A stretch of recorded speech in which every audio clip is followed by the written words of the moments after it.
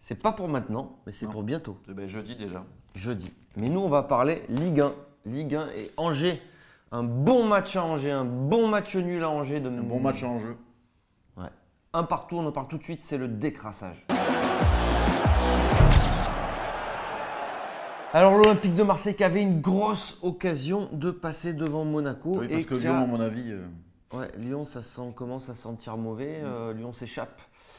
Merci Mourad de nous avoir porté la poisse avec tes théories. Et ouais, on va faire d'ailleurs une émission spéciale sur cette théorie de merde de Mourad.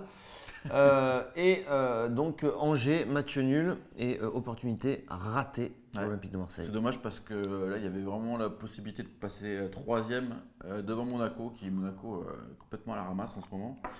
Bon, du coup, on va compter sur Saint-Etienne pour aller faire un jeu de Monaco. Ouais, sur ce match, pas grand chose à dire parce que l'OM ne l'a pas joué en fait. Tu as un penalty d'entrée de jeu et derrière, tu t'arrêtes complètement de jouer et il ne s'est rien passé. Tu t'es fait bousculer. Tu t'es même bousculé, même techniquement sur certaines actions, ce qui est assez flippant parce que physiquement, on sait qu'Angers, c'est une équipe assez physique. Et même techniquement, dans la façon de jouer. Voilà, ouais, le visage de l'Olympique de Marseille sur ce match, c'est assez pas inquiétant, mais bon. Non, c'est pas complètement inquiétant parce qu'ils ont laissé tellement d'énergie. C'est pas inquiétant, c'est surprenant. On se demande comment tu peux passer à côté comme ça et ne rien proposer pendant 90 minutes. Au final, on l'a dit, on s'en sort plutôt pas mal. Puis on va attendre maintenant. Ils étaient même heureux d'avoir un match nul vu le match qu'ils ont fait. Ouais, c'est heureux. Et on passe au fait du match. Fait du match, t'as un fait du match? Moi j'ai pas de fait de match en fait parce que… Pour moi c'est le penalty. Ils ont un penalty d'entrée de jeu, deuxième minute je crois, c'est vrai. Sous le corner. Donc du coup ils ouvrent le score et là je pense qu'ils se sont dit bon, on a les jambes un peu lourdes, on est un peu fatigué, bon mais ça va quand même rouler parce que voilà, on ouvre le score, on est bien. Et non, ça s'est pas du tout passé comme ça. Angers, ils sont rentrés dans le match juste après, au bout d'un quart d'heure, c'est Angers qui faisait le jeu, c'est Angers qui avait les occasions et les Olympiens on les a jamais revus. Mon fait du match alors, c'est que Marseille n'a jamais réussi en fait à proposer quelque chose, à se mettre au niveau de cette équipe d'Angers, c'est dire le niveau de l'OM ce week-end. Donc voilà, c'est mon fait du match, qui n'en est peut-être pas un, mais on passe à the man and the merguez of the match. Mon man of the match, c'est Yoann Pelé. C'est rare. Hein. Putain, c'est fou, j'aurais jamais cru décerner ce trophée un jour à Yoann Pelé. Et même dans les relances, il n'a pas été complètement tout le temps pourri. Il était moins catastrophique dans les relances que d'habitude. Et surtout, il sort 2-3 parades, bing bang boum, et on va dire sans Pelé, peut-être que tu le perds ce match. Ouais, mais ça montre deux choses. Si Pelé c'est ton meilleur joueur, c'est que t'es pas bien. Et deuxième chose, c'est que Pelé, c'est un diesel. Quand Commandanda est blessé, il lui faut plusieurs matchs avant de retrouver un peu le rythme. Et là, on voit qu'il a retrouvé le rythme dans ses parades, dans son placement. Par contre, comme tu dis, sans jeu au pied, il ne peut pas le changer non plus. Non. Merguez of the match. Non, mon man of the match. Ah ouais, c'est vrai. Non, je croyais que c'était le même. Non, je complète. D'accord.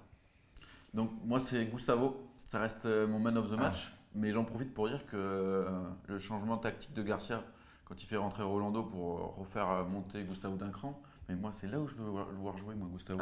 J'en ai marre de le voir jouer derrière. Ouais, sur ce match-là, c'est sûr que t'as pas d'intérêt quoi. Il t'apporte tellement dans sa précision dans les passes. Il lance le jeu, il manque au milieu de terrain.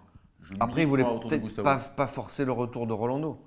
Non, c'est sûr, mais bon, il faudrait qu'il nous explique Garcia en fin de saison pourquoi il a Sertic chez Abdenour voir Camara sur le banc et qui ne servent à rien. Quoi. Ouais, c'est sûr. C'était Angers. Merguez of the match, il y a une merguez à qui tu penses? Il y en a plusieurs. Hein.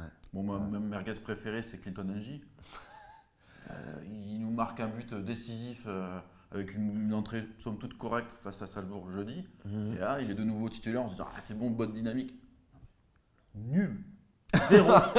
Zéro ce… Nul. Non mais zéro ce Clinton N'Jie. Moi, le QI football de ce joueur, c'est pas possible. Et quand à côté de ça, il y a un Valère Germain qui est fantomatique, on avait un duo là, c'était génial. Hein. On s'est régalé. Tu te dis, Mitroglou se blesse en fin de match, ton duo là, c'est les deux là. Waouh, ça fait peur. Moi j'ai envie de dire nul Germain. Et c'est pas parce que je suis influencé par des youtubeurs. Hein. Toi t'as dit nul Mitro. Non. Zéro. Ouais. Nul qui toi t'as dit? NJ. Nul Germain, nul Germain. Et Germain, j'ai envie de te dire, c'est pas Germain, mais c'est pas Germani non plus. Mis à part des slogans, t'as un peu d'argument ou pas? Alors Germain, fantomatique, mais le problème c'est que ça fait pas, c'est pas juste à Angers qu'il est fantomatique. Il est pas bien depuis un petit moment. Ça fait presque 3 mois. Et bon, le problème de l'attaquant, je pense qu'il est plus profond que Mitroglou, Germain ou machin, c'est qu'il n'y a pas de vrai attaquant à l'Olympique de Marseille. Depuis le début de la saison, on le sait. Et, mais il y a eu quand même des phases. Germain, il y a eu une bonne phase. Mitroglou, il était plutôt dans une bonne phase. Là, le problème, c'est que c'est la phase de personne. Ouais. Et, Mitroglou blessé, oui. Mais même Mitroglou, enfin, tu vois, il est bon sur un match, après il est plus bon. Ouais, mais il t'apporte plus de choses que Germain quand même, parce que tu sens qu'il peut marquer à tout moment. Là, Germain, t'as l'impression qu'il marquera plus jamais, quoi. Non, ça c'est sûr. Allez, on attend le prochain match. C'est quoi le prochain match? C'est celui-là? C'est celui-là, c'est gros match. Ah ouais. Match retour, jeudi. Et celui-là par celui-là, contre. faut le perdre, mais pas de beaucoup. Non, faut pas se chier dessus. Faut pas tout gâcher. Non, faut marquer surtout. Parce qu'il faut y aller. Là, faut marquer très vite. Et, parce que je vous le rappelle, c'est à Lyon qu'on va la soulever. C'est chez toi, Jean-Mimi. Jean-Mimi est peut-être en train de nous la faire à l'envers en championnat. Mais j'espère qu'on lui fera à l'envers avec ses amis de la Ligue. Hein Ah, Jean-Mimi, tu les as bien placés, tes copains. Tapez complot sur Google, vous verrez. Allez, merci à tous. Ciao, ciao.